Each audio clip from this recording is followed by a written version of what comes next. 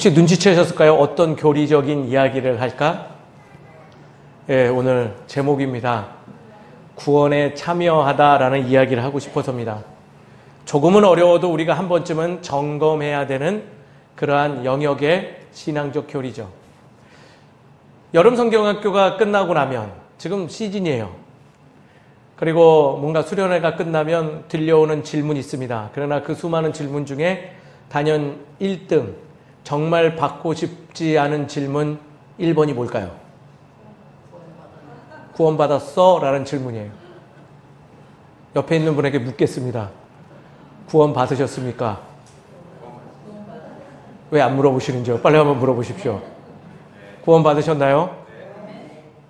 구원 받으셨나요? 아멘 하신 분만 손. 아멘 하신 분만. 이분들이 이제부터 큰일 났습니다. 자, 이분들에게만 질문하겠습니다. 차라리 내가 대답을 안 한 걸 잘한 것이다 생각한 거예요. 아멘 하신 분들 확실하게 대답하세요. 구원 받았다 하니 앞으로 좀 주님 보시기에 모양 빠지는 일을 하고 살아도 되는 것인가요? 그러면 불평 안 하고 사세요? 분노 안 일어나세요? 나를 죽일 것 같은 원수를 오늘 아침에 사랑한다 고백하고 오셨을까요? 묻고 싶습니다. 어떠신가요? 왜 대답이 갑자기 이쯤 되면 아멘 한번 더 크게 외쳐야 되는 거 아니었나요? 사실 구원 받았습니까? 라고 물어보면 많은 신앙의 연차가 있는 분들은 그래도 아멘이라고 대답합니다. 물론 칭찬받아 마땅할 대답이고 모습이죠. 그러나 그 다음 질문, 제가 드렸던 질문처럼 그렇다면 삶 속에서 그렇게 구원받은 자로서 잘 살아가십니까? 라는 이어지는 질문이 연이어 들어오면 그때부터 대답하기가 곤란해지기 시작하죠.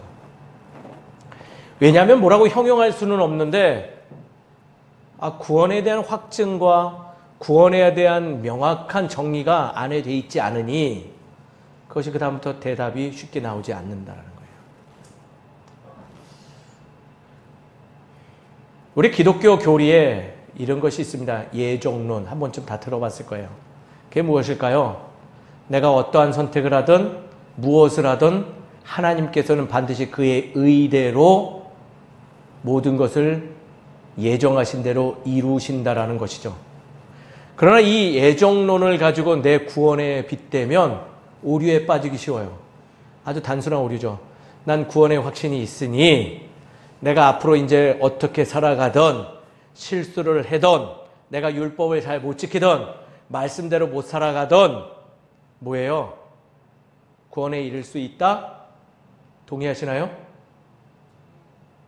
네이신가요? 대답하신 분들은 구원파세요. 이단 사이비.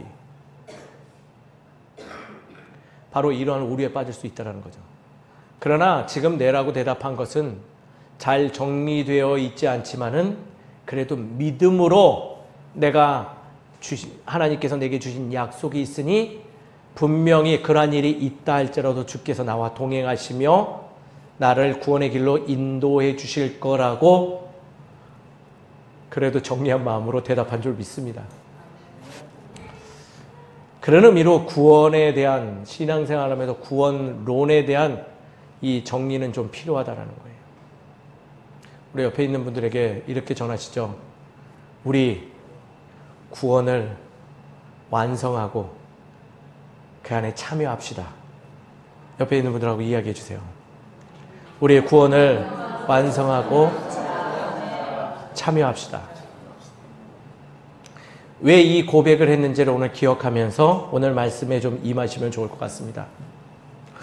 오늘 말씀 너무나 유명한 말씀이죠. 무슨 말씀이에요? 골고다 언덕에 십자가에 매달리신 예수님과 그 양옆에 있는 중요한 강도 2명의 대화가 기록된 말씀이에요. 근데 이 말씀이요. 지난주에도 그랬지만은 이 말씀이 사실 우리들 성도님들 마음에는요. 그리 크게 남아있지 않아요. 그리고 이게 뭐 구원하고 무슨 상관이 있냐라고 생각하고 굳이 이 본문을 말하면 기억하는 건 뭐겠어요? 십자가 매달린 중에 한 명은 그래도 하나님의 예정대로 구원받았다라고 좀 약간 엉성하지만 그렇게 정리하죠. 여기도 예정론을 대입하면 어그러져요. 왜요? 나머지 한 명은 그럼 구원하기를 애초부터 하나님이 마음에 두시지 않았다라는 거예요. 그러니까 아니라는 거예요. 오늘은 구원에 대한 하나님의 섭리에 대해서 우리가 감당해야 될 부분이 무엇이 있는지에 대해서 알려주고자 기록되어 있는 말씀임을 기억하시기 바랍니다. 구원에 있어서 완성되어져야 돼요. 하루아침에 내가 고백하고 내가 다짐한다고 해서 구원이 다 이루어지는 거 아니에요. 구원이란 하나님과 동행하는 삶 속에서 내가 점점 완성되어져 가고, 더 중요한 건 그 과정을 이루기 위해서 구원의 하나님의 놀라운 그 거룩한 사건에 뭐 해야 된다? 참여할 때 완성되어질 수 있음을 알려주고 있다는 거예요. 그걸 두 강도의 모습을 통해서 우리에게 알려주고 있다는 거죠. 그래서 누가는 그거를 깨달아 알아 세세하게 기록한 거예요. 근데 오늘 말씀이 우리 마음에 잘 와닿지 않는 이유가 하나 있어요. 아주 단순한 오류죠. 뭐냐면 지금 매달리신 이 십자가에 대한 이해가 부족하는 데서 오류가 발생하기 시작해요. 제가 질문 또 하나 드려볼게요. 오늘 되게 질문이 많네요. 십자가형. 오늘 지금 예수님과 강도 둘이 십자가를 당했잖아요. 십자가형에 대해서 잘 알고 계신가요? 내가 십자가형에 대해서 내가 좀 알아 하시는 분 손 한번 들어주세요. 오랫동안 들으셨잖아요. 오랫동안 말씀 들었고 예배 드렸고 십자가에 대한 이야기 많이 들었는데 십자가에 대해서 어떻게 알고 계신가요? 네, 정치적인 처단수단. 그건 저희 주원이도 얘기하더라고요. 좀 더 우리가 평소에 듣지 않았던 십자가형에 대해서 좀 알고 계신 분. 최 집사님 혹시 알고 계실까요? 주원이랑 비슷하신가요? 우리 예. 박수 한번 주세요. 박수. 제가 왜 박수 주시라 했을까요? 용기 있게 뭐라도 대답하는 자가 주님 보시기에 아름다운 자녀가 될 줄 믿습니다. 그럼 맞는 말이에요. 십자가의 형에 대해서 우리가 한 번쯤은 점검하고 좀 알아둘 필요가 있는 것 같아요. 그래야지 예수님이 고난당하신 그 십자가에 대한 의미가 내 삶에 어떠한 연결이 있는지 우리가 좀 살펴볼 수 있기 때문이죠. 제가 일주일 동안 저도 나름대로 그래서 십자가형에 대해서 좀 공부했어요. 왜냐? 제가 왜 자신 있게 성도님들이 모를 거라고 하냐면 목사인 저도 잘 모르고 있었더라고요. 그래서 애써 찾아보았어요.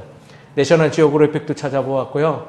우리의 신학적인 문서 속에 십자가형에 대해서 설명하는 부분들을 좀 찾아보았죠. 그래서 대략적으로 굉장히 많은 내용이지만 대략적으로 이렇게 정리돼요. 대부분의 사람들이 십자가 형틀에 사람이 매달려 죽음에 이르게 하는 형으로만 알고 있는데요. 십자가형에 대한 자세한 과정을 소개한 내셔널 지오그래픽을 보니 거기서 한 역사학자가 아주 고무적인 얘기를 했어요. 이렇게 얘기하더군요. 십자가에 달린 죄수는 죽음의 모든 차원을 경험하는 형벌이 바로 경험하고 죽는 형벌이 뭐다? 십자가형이래요. 죽음의 모든 차원. 바꿔 말하면 죽음의 모든 고통을 사실 그대로 몸소 다 체험할 수 있는 형벌이 유일하게 십자가형이라는 거예요. 그래서 사형의 역사를 펼쳐서 비교해 보아도 이 십자가형보다 더 잔인하고 처절하고 고통스러운 형벌이 없대요. 혹시 이런 형 들어봤나요? 거열형 들어보았나요? 거열형. 한 번쯤 영화에서 보았을까요? 죄인을 목과 양팔과 양다리에 끈을 묶어서 그 반대편에 강한 힘을 가지고 있는 황소나 말을 거기다 엮어놔요. 그 다음에 어떻게 해요? 으리하고 달려가면 사지가 분해되죠. 이게 바로 거열형이에요. 사지를 찢어서 죽인다라는 거죠. 거혈령과 비교해도 십자가형의 고통을 따라갈 수 없대요. 또 팽형이 뭘까요? 삼체로 그릇에 담아서 튀겨내던가 삶아서 죽이는 형벌이에요. 이거도 비교할 수 없다. 또 우리가 잘 알고 있는 화형, 뭐예요? 불로 태워서 죽이는 죽음이죠. 화재 사고를 당한 분 들어보니까 너무 고통스럽대요. 피부가 녹아져 내리는 것을 순간적으로 보고 체험하는데 그것이 너무 고통스러워서 치료의 과정 속에서 극단적인 선택을 하고 싶을 정도로 고통스럽대요. 그게 바로 뭐다? 화형이에요. 근데 그 화형도 십자가형에 비해서 양호한 편이다. 왜? 이 앞에 말한 세 개의 형도 십자가의 형에 바로 죽음에 이르는 시간을 비교해 보면 압도적으로 십자가형이 더 불편하고 힘든 형태이기 때문이에요. 굳이 십자가형하고 엇비슷한 형벌을 찾는다면 뭐가 있냐면 능지형이라는 게 있대요. 능지형. 저도 처음 알았어요. 뭘까요? 능지형. 오늘 참 못 들어본 형벌 많이 듣죠? 능지형은 뭐냐면 사람을 묶어놓고, 죄인을 묶어놓고 살아있는 상태로 우리의 살점을 회 뜨듯이 하나씩 떠서 죽이는 형이 능지형이래요. 그게 엇비슷하다. 그러나 뭐다? 십자가형에 비교가 되지 않는다. 십자가형이라는 것은 그래서 한마디로 인간의 극상의 고통을 안겨다 주는 형벌, 목적이 죽이는 데 있지만은 다른 형벌과는 다르게 어떻게 하면 오래 살려놨다가 죽일까가 목적인 게 바로 십자가형이래요.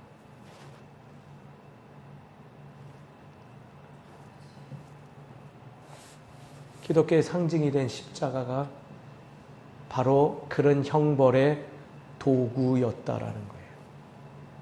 오늘 아마 처음 하셨을 거예요. 역사적으로는요, 이집트에서 시작하였고요. 그게 그리스로 전화가고 로마 제국에 전파되어져서 힘들게 하죠. 십자가형에는 절차가 있어요. 그냥 사람을, 죄인을 냅다 거기다가 박아 넣는 게 아니에요. 먼저 죽지 않을 정도로 채찍을 가해요.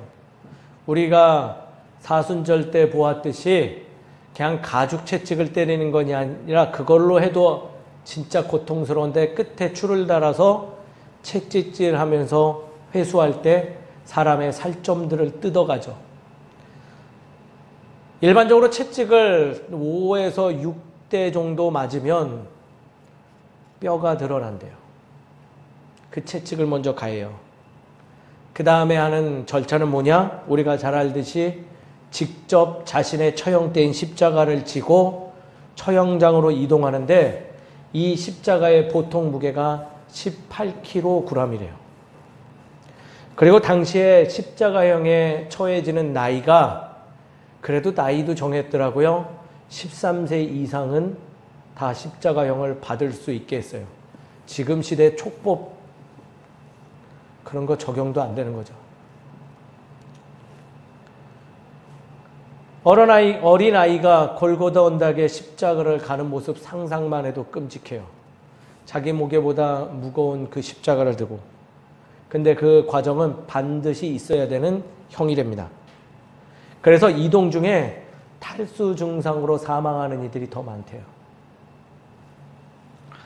처형장에 도착하면 모든 옷을 벗겨서 나체로 만듭니다. 수치심에 극상을 주죠. 많은 분들이 예수님만 생각하니까 여성은 설마 그러겠어? 예, 남녀 동일하게 다 벗겨버린대요. 그래서 우리 잘 알고 있죠? 십자가 밑에 예수님의 옷을 가지고 다투는 이들이 있는 거예요.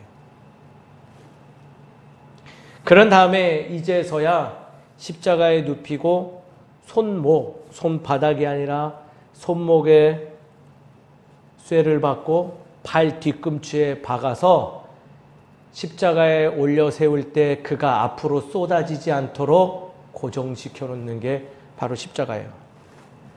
그래서 그렇게 매달린 상태로 어떻게 사람이 모든 수분을 쏟아내고 말라 죽을 때까지 걸어놓는 거예요. 상상만 해도 그 고통을 모르겠어요.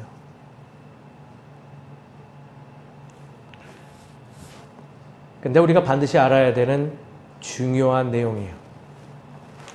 그러면 이러한 형벌을 받는 자들이 누굴까요? 이런 극상의 고통을 받을 수밖에 없는 이들. 어떤 죄인들이라고 생각하세요? 어떤 죄인들? 박근희 집사님이 말씀해 주셨네요. 정치범이라고.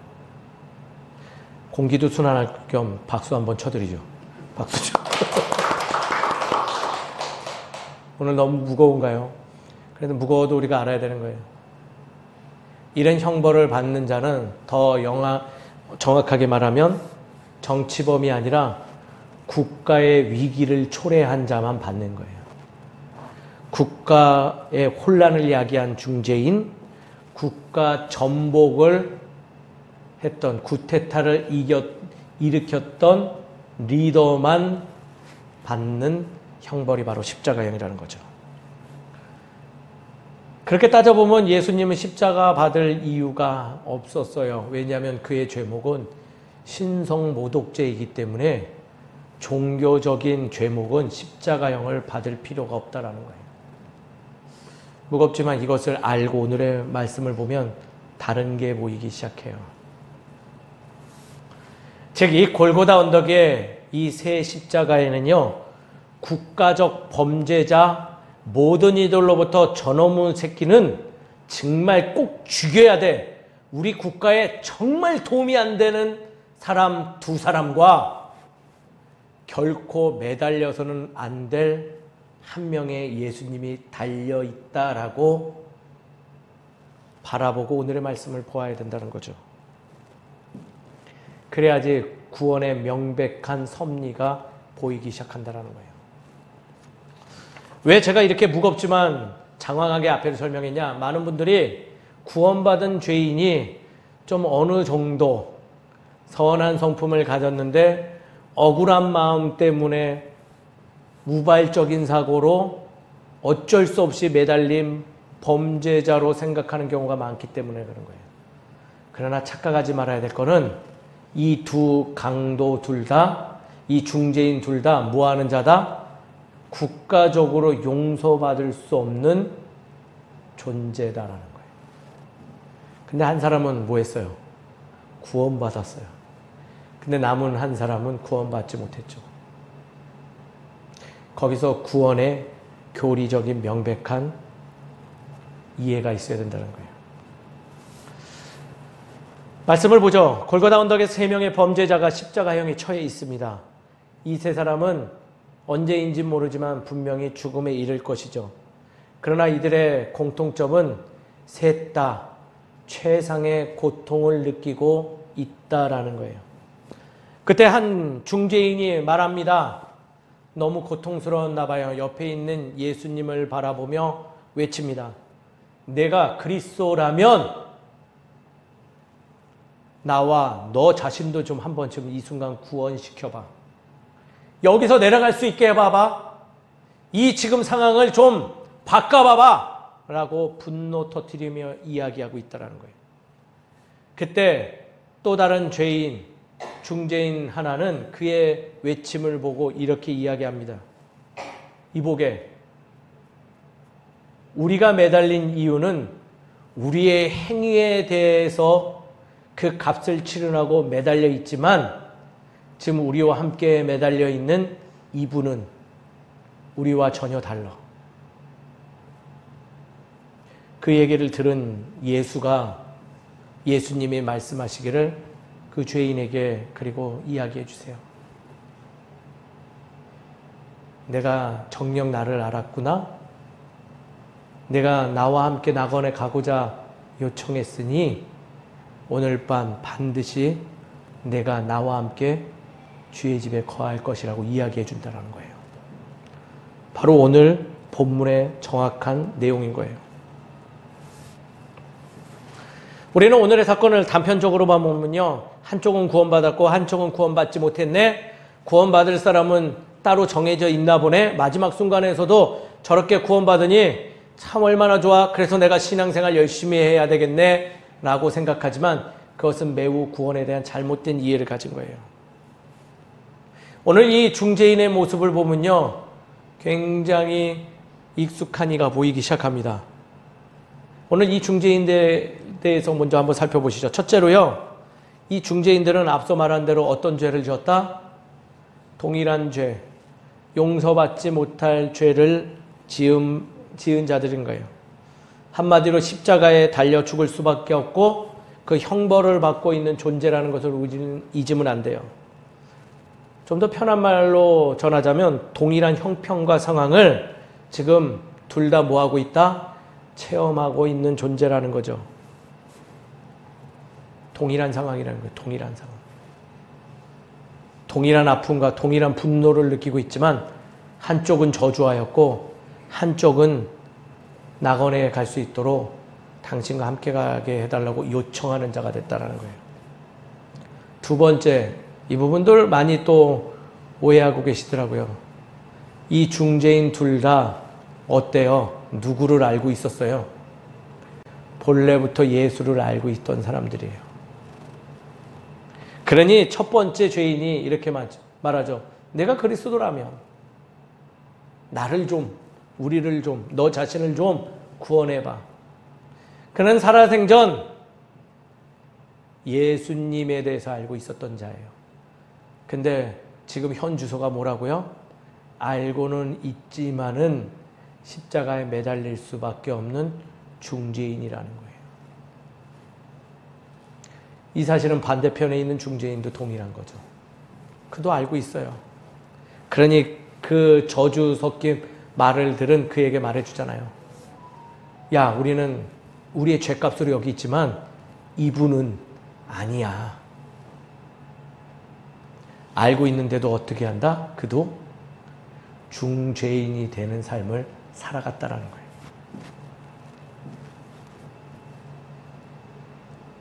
뭐가 달랐을까요? 상황도 똑같아요. 고통의 체험도 지금 똑같아요. 곧 죽음에 이르는 것도 똑같아요. 둘 다 예수님을 알고 있었어요. 그러나 왜 전혀 다른 모습이 되었고 다른 결과물을 맞이할까요? 아무리 살펴보아도 그들 마음에 있는 예수님의 존재는 그 모습은 달랐다라고 고백할 수밖에 없다는 거예요. 그래서 말씀은 우리에게 묻고 있어요. 이 말씀을 접하고 있는 모든 이들에게 당신의 삶도 십자가의 형틀처럼 참 고단하고 힘든데 그런데 가운데 만난 예수님은 당신에게 어떠한 존재입니까? 라고 묻는다는 거예요.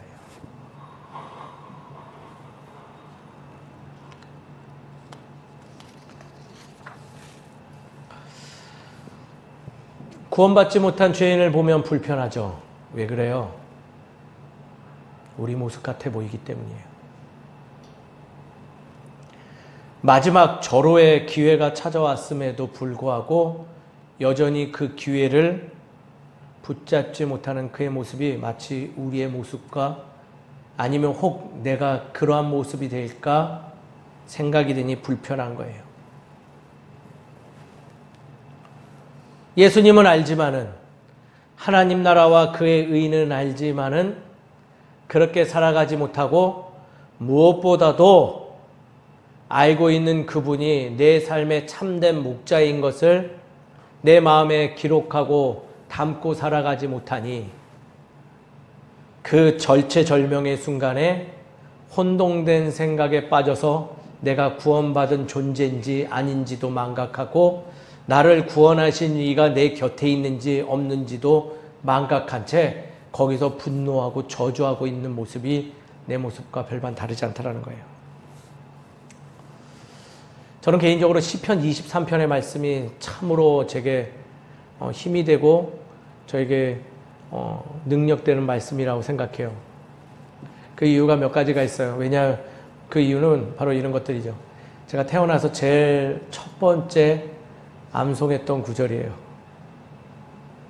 그리고 별로 관계는 좋지 않았지만 이미 고인이 되신 저희 아버님이 저에게 꼭 이렇게 살라고 마음 담아 주셨던 말씀이 시편 23편이었어요.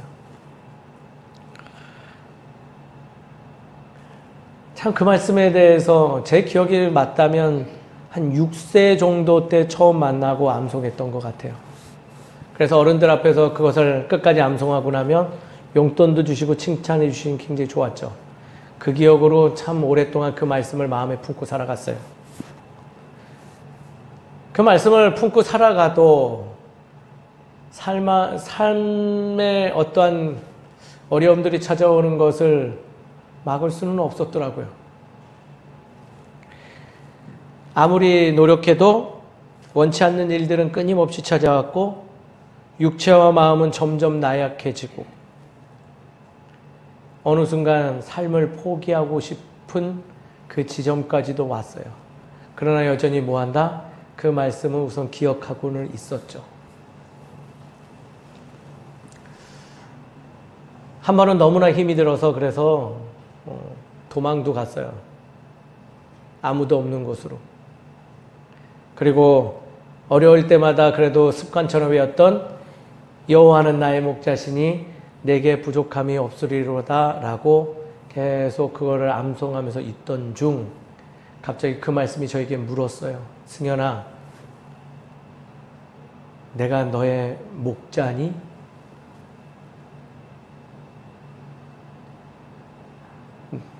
내가 여전히 너의 목자인 거야? 쉴만한 물가로 인도해 주지 않았는데 내가 아직도 너에게 목자인 것 같으니? 사망의 음침한 골짜기에 너 홀로 걷는 것 같이 놔주었는데 내가 여전히 목자라고 생각하니? 라고 그 말씀이 저에게 묻더라고요. 그랬어요. 몇십 년 동안 외워왔던 그 시편 23편의 첫 번째 구절이 여호와는 나의 목자니니 내게 부족함이 없으리로다. 즉 여호와가 목자되니 부족한 것이 있어도 부족함이 없음으로 변화되었고 여호와가 목자이니 내가 가는 그 자리가 쉴만한 물가였는데 목자라고 입으로는 고백하고 알고 있었는데 목자라고 생각 안 하니 쉴만한 물가의 삶도 아니었고 늘 부족한 것만 있어서 화가 났던 거예요. 그날 기도하고 내려왔어요. 주님, 내가 다른 거 다 이제 잊고 당신이 내 목자임을 기억하겠습니다 하고 내려왔죠. 놀라운 일이 벌어졌어요. 어떤 일이 벌어졌을까요? 신비로운 일이 일어났을까요? 막 갑자기 문제가 해결됐을까요? 아니에요. 제가 겪은 놀라운 일은 뭐냐면요. 그렇게 성령 충만해서 내려왔는데 상황이 그대로라는 거예요. 바뀌지가 않았어요. 근데 더 놀라운 사건이 생겼어요. 상황이 그대로인데 제가 바뀌었어요. 나를 공격하던 이들이 측은하게 여겨지기 시작했어요. 물질 없는 내가 당당해지기 시작했어요. 무언가 실패했던 내가 용기가 생겼던 나로 변했어요. 어떤 거 하나? 목자 대신 여호와를 내 마음에 품고 있습니다. 그 마음을 갖고 오늘 말씀을 보니 너무 명확하게 보이는 거예요. 우리는 여호와가 나의 그리스도 되심을 기억하지 못하고 있는 건 아는지라는 질문이 던져졌어요. 어찌 보면 우리의 삶이 좋다 말하지만은 이 지금 중재인들이 겪고 있는 십자가형과 별반 다르지 않는 그러한 자리임에도 불구하고 하나님은 말씀하시길 내가 너와 함께하고 내가 너의 목자 되고 내가 너를 인도할 테니 늘 나와 함께 가자라는 그 말씀이 있었음에도 불구하고 가면서 계속 마치 예수 그리스도에게 저주하던 이처럼 야 도대체 언제 해준다는 거야? 예수 당신 나 이거 가면 뭐 해준다고 했잖아? 나 이거 하면 좀 뭐 나한테 이익이 된다고 했잖아? 도대체 언제 해준다라는 거야? 왜 이거 안 채워주는 거야? 이거 지금 그리스도라면 나 좀 이것 좀 어떻게 좀 해줘 라고 외치고 있는 모습으로 신앙에 임하고 그것이 마치 구원인 줄 착각하고 있었으니 얻을 걸 얻지 못하니 구원받지 못한 자로 여겨지고 세상에 나서 구원에 대한 증거도 없이 살아가는 건 아닌가라는 것을 오늘 말씀에서 배운다는 거예요. 그럼 오늘 이 시간 모두에게 묻고 싶어요. 사랑하는 성도님 여러분, 여호와가 성도님들에게 목자 되십니까? 목자 되십니까? 쉴만한 물가로 인도하지 않아도 목자 되십니까? 넉넉하게 채워주지 않아도 정령 목자 되십니까? 이 질문에 오늘 고백한 것처럼 아멘하고 살아가는 우리 모두가 되기를 주의 이름으로 축원드립니다. 우리의 삶의 자리는요 늘 십자가가 놓여져 있어요. 우린 거기에 얽매여서 늘 버겁게 살아가죠. 그리고 우리 눈에는 예수님도 보여요. 그러나 우리가 정작 선택해야 된 것은 나의 모습이 초라하고 죄인이고 내가 부끄러울지언정 그렇다고 그분이 어떤 존재인지 기억 못하고 저주함은 그는 구원받은 자로서의 모습이 모자르다. 오히려 그러한 모습이었지언정 두 번째 죄인처럼 나의 모습이 이 모양이오니 주님 용서하시고 그럼에도 불구하고 가능하다면 내가 당신과 함께 동행하여 당신과 함께 주의 나라에 있길 소망합니다 라고 참여하는 마음을 가지고 주를 요청할 때 그 자리가 바로 구원의 역사가 일어난 자리가 될 줄 믿습니다. 저는요 이런 생각 많이 해봐요. 우리가 살면서 이런 분들 많아요. 참 착하게 살다가 죽음을 맞이한 분, 근데 안타깝게도 신앙생활하지 못하신 분들, 그런 분들에게 무엇을 말할까 고민하던 중 그 먹먹한 마음 때문에 묻죠. 목회자나 믿음의 사람들에게. 그런 사람들은 천국 가는 거예요? 어떻게 되는 거예요? 모르겠어요. 저는 모르겠어요. 그러나 말씀으로 기록되어져 있는 제가 아는 하나님은 죽음 이후라도 죽음의 순간이라도 그에게 이 중재인들에게 주었던 이 골고다 언덕에 십자가의 기회를 허락하지 않을까 생각되어져요. 얼마 전에 이 고덕지구에서 30층에서 아이가 떨어져 사망했어요. 부모가 침대를 놔줬는데 침대 옆에 창문이 있었던 거예요. 잠자다 떨어져서 낙사했어요. 그 아이는 천국 갔을까요? 안 갔을까요? 구원받았을까요? 안 받았을까요? 저는 모르겠어요. 그러나 사랑의 하나님께서 분명히 그 아픔 가운데 그 아이에게 그 모습을 드러내신 줄 저는 믿어요. 그러나 중요한 한 가지, 그때 우리는 무엇을 선택하겠냐는 거예요. 무엇을. 한 사람처럼 저주하며 내 인생을 돌아보며 내가 이렇게 급박하게 죽음을 맞이한 것을 안타까워하며 당신이 지금 메시아라면 나를 다시 한번 살려줘, 나를 좀 어떻게 일으켜줘 라고 저주할 건지, 아니면 주님 비록 이러한 상황일지라도 당신이 구주로서 내 삶에 찾아왔음을 내가 기억합니다, 동행하여 주시옵소서라고 요청할 건지를 우리에게 묻고 있다는 거예요. 사랑하는 성도 여러분, 그 마지막 절체정리의 순간 주를 기억하여 주님과 동행하는 우리 모두가 되기를 주의 이름으로 축원드립니다. 그게 바로 구원의 확신이에요. 그게 바로 구원을 완성해가는 거예요. 저는 그래서 오늘의 말씀을 적용해서 요점들을 좀 구분하면서 우리의 신앙의 삶을 이끌어가면 좀 더 명확한 구원의 확신, 다져지고 조절되어진 구원자로서의 모습으로 살아갈 줄 믿습니다. 첫 번째는요, 이 죄인, 두 번째 죄인처럼 자신이 죄인임을 고백하는 거예요. 뭐겠어요? 회개하는 삶을 갖자 이거예요. 일상의 상황들 주님 탓이 아니에요. 내 옆에 사람 탓은 아니에요. 물론 최선을 다하셨겠죠? 그러나 그 아픔의 사건은 내 행위대로 벌어진 사건이에요. 그렇잖아요. 즉, 내 삶의 고통의 코어는 바로 나예요.